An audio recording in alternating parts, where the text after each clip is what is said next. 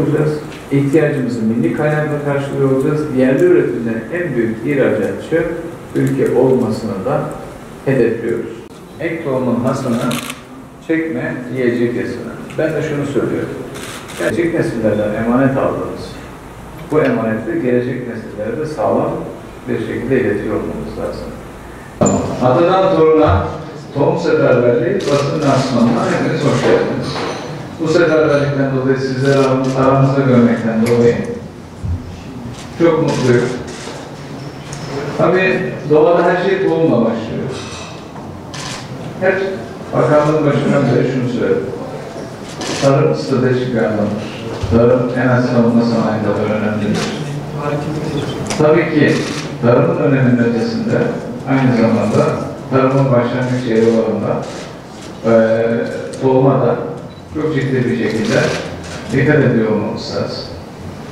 Türkiye jeostratejik konumuyla dünyanın en önemli tohum ihracatçısı olabilecek ülkelerden biri.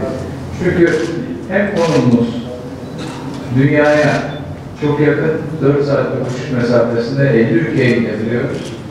Ama bunun yanında da toprakların da aynı anda 7 ayrı bölgede 4 değişik iklimin yaşanabildiği ve biyoçeşitlilik açısından da nadir ülkelerden birisi. Evet, tohum başlangıç ve başlı başına her yaşam bir tohum serüvenini anlatıyor. Bugün mevcut durumumuz nedir? Bir buna bakmak fayda var. Yani özellikle kamuoyunda bazı yanlış bilinen sokak efsaneler var, böyle söyleyeyim. Biz tohumda ithalatçı değil, ihracatçıyız. Kendi tohumunu kendi kendine üreten birisiyiz ve tohum ticaretinde dünyada ilk ondayız. Dünyada ilk onda olmak ne demek? Şöyle söyleyeyim, Türkiye her alanda kendine dünyada ilk onda olma hedefini 2023 için koymuş bir ülke.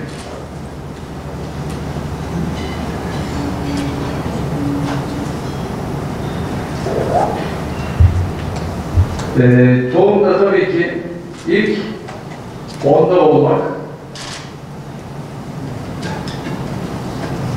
2023'e giderken Türkiye'nin birçok alanda koymuş olduğu hedeflere biz tohumda ulaşmışız.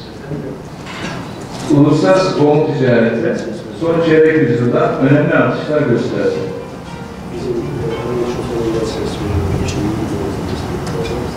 2019 yılı itibariyle 1.130.000 tona geldik. Geçen yıl neydik? 1.059.000 ton.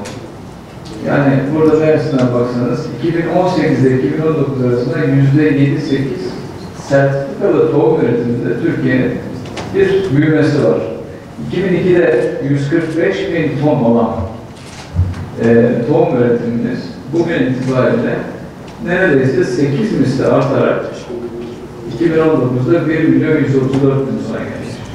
Bu sene de iddialı bir hedefimiz var. 1.250.000 tona gelme.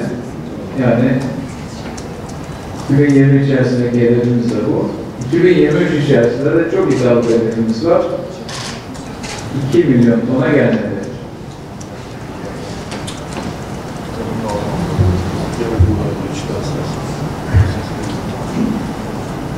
Yedi bölgemizde 61 araştırma enstitüsünde 1963'ten günümüze kadar yem ve tıbbi aromatik bitkilerde 766, yerli sebzede 242 çeşit ülkemiz milli çeşit listesine yer alıyor. 2019 yılında toplam 71 yerli tohumu sektörün kullanımına sundu. Çeltik tohumluğunda ithalattan ihracata geçtik. Bu son derece önemli ve ilk defa yerli siyah çeltik çeşidinde geliştirdik. Endüstriyel tıp genel çeşidini geliştirmek için işbirlikleri yaptık ve tarla bitkilerinde ıslah çalışmalarına başladık. Yerli hibrit sebze çeşitlerinin kullanım oranında 2002'de %10'lardayken 2019'da %60'lara varan bir orana geldi. Tohum sağlıktır ve güzelliktir diyoruz. Tıbbi aromatik bitkiler dediğimiz biraz belki teknik bir tabir ama aslında aslında içerisinde mücevherler barındıran çiftçi üreticiye önemli bir gelir sağlayan bir gelir kaynağı. Anason, kekik, şerbetçi otu, şeker otu, fesleğen, adaçayı, nane, rezene, biberiye, kimyon, haşhaş, hardal, kapari, keten, kişniş, lavanta, tütün ve kenar. Bütün bunları alt alta koyduğunuz zaman birim alan başında çok daha fazla gelir elde edebileceğiniz ürünler. Türkiye bugün bu konuda 1 milyar dolarlık bir ihracatı var. Yani cari açığımıza 1 milyar lira katkısı olan tıbbi aromatik bitkiler. Bu konuda özellikle 2023 hedeflerimizde 2 milyar dolar.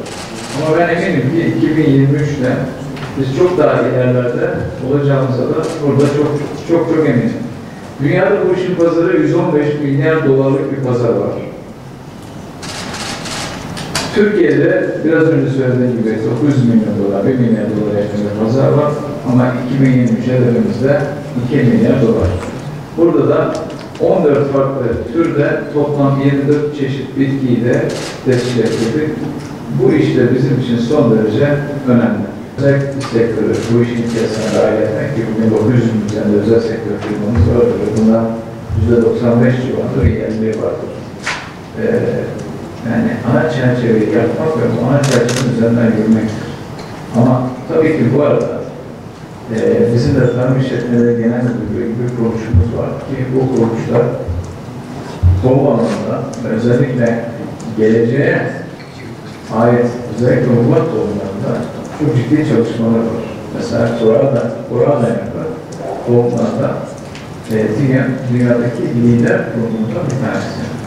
Yani bu anlamda fiyat ayarlamasını biz sadece üretici olduğumuz alanlarda yapabiliriz. Onun dışında buradaki ana amaç özel sektörün mümkün mertebe bu işin içerisinde daha fazla yer alması, bizim onları daha fazla teşvik etmemiz, daha fazla sertifikalı tohum üretilmesi ve Türkiye'nin bu alanda kendine bir üst kademeye taşıyarak daha çok katma değeri buradan alması konusunda.